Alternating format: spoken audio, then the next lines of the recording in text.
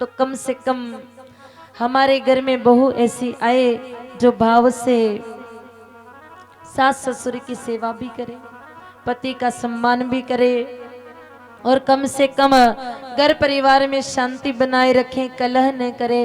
ऐसी अगर उत्तम पत्नी चाहिए, उत्तम अगर बहू चाहिए, तो भी गौ माता की कृपा से ये संभव है।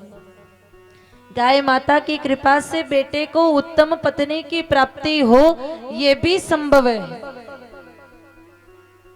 और ये मैं अपने मन से नहीं बता रही हूं।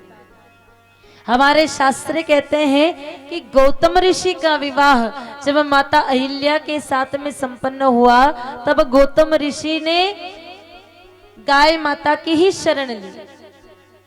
कहते हैं मेरे भाई बहने, ब्रह्मा जी की एक मानस पुत्री है जिनका नाम है अहिल्या। हम सब ने गौतम ऋषि और अहिल्या माता का नाम सुना है।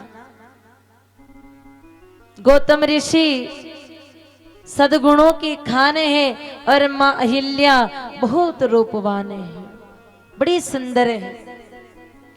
जब विवाह के योग्य हो गई तो ब्रह्मा जी ने सोचा मेरी मानस पुत्री है, इसलिए मेरा कर्तव्य है कि मैं मेरे पुत्री का विवाह करवाऊं। तो अपनी बेटी अहिल्या से विवाह योग्य होने पर जाकर के पूछा कि बिटिया आप किससे विवाह करना चाहती हैं, कैसा पति चाहिए, रूपवान चाहिए, गुणवान चाहिए कि धनवान चाहिए। मां अहिल्या ने कहा कि पिताजी रूप तो भगवान ने मुझे बहुत दिया है, रूप मैंने देख लिया कि रूप में कुछ नहीं रखा, मुझे रूपवान पति तो नहीं चाहिए, धनवान भी नहीं चाहिए, मुझे तो गुणवान पति चाहिए।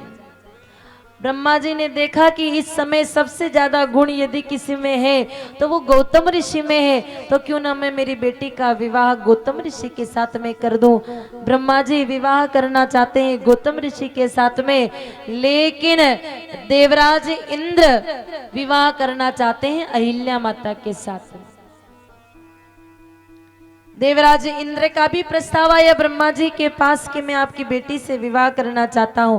अब आप विचार करिए, हमने पहले दिन जाना कि देवताओं का मामला बड़ा गड़बड़ मामला है, देवताओं के बीच में राजनीति भी बड़ी तगड़ी है। ब्रह्मा जी ने सोचा रे भाई अगर देवराज इंद्र को मना कर दिया तो ये बात बिल्कुल ठीक नहीं, और विवाह तो गौतम ऋषि के साथ में ही करना है मुझे।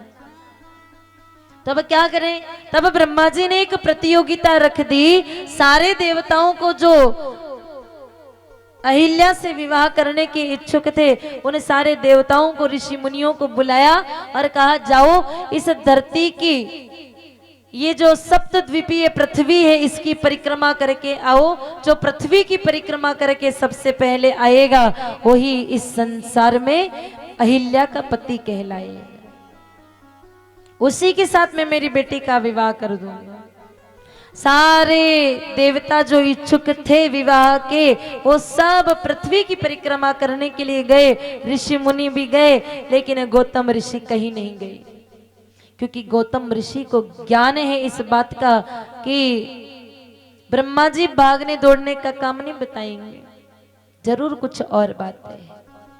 सारे शास्त्रों का मनन किया गौतम ऋषि ने बैठ करके, तो उन्हें शास्त्रों में पुराणों में प्रसंग मिला कि सप्तद्वीपीय पृथ्वी की परिक्रमा करो कि गाय माता की 7 परिक्रमा करो, एक बराबर ही फल मिलता है। तब मेरे भाई बहन ऐसी गाय माता जो प्रसव मुखी हो, प्रसव मुखी गाय माता की 7 परिक्रमा सप्तद्वीपीय पृथ्वी की परिक्रमा के समतुल्य होती है। गए गौतम ऋषि और प्रसव मुखी गाय माता की 7 परिक्रमा लगाई, ब्रह्मलोक में जाकर के उपस्थित हो गए। ब्रह्मा जी ने कहा वाह रे वाह, आपके लिए ही तो प्रतियोगिता रखी, आप तो गए ही नहीं। गौतम ऋषि ने कहा प्रभु गया नहीं, कैसे नहीं गया, गया भी, और सप्तद्वीपीय पृथ्वी की परिक्रमा करके आकर के आपके सामने खड़ा हो। कहा इतनी जल्दी, कहा बिल्कुल। आपने विद्वानों को, सारे ऋषि मुनियों को, आपने ज्ञानियों को एक विशाल ज्ञान बुद्धि देकर के शास्त्रों में लिखवाया है कि पृथ्वी की परिक्रमा करो कि प्रसव मुखी गाय माता की 7 परिक्रमा करो, एक ही बराबर फल मिलता है। तो मैं प्रसव मुखी गाय माता की 7 परिक्रमा लगा के आ रहा। तब ब्रह्मा जी ने गौतम ऋषि की बुद्धि की सराहना की और मेरे भाई बहन ने गौतम ऋषि के साथ में अहिल्या माता का विवाह किया और उन्हीं के घर में मेरे भाई बहन माता अंजनी जन्म लेकर के आई।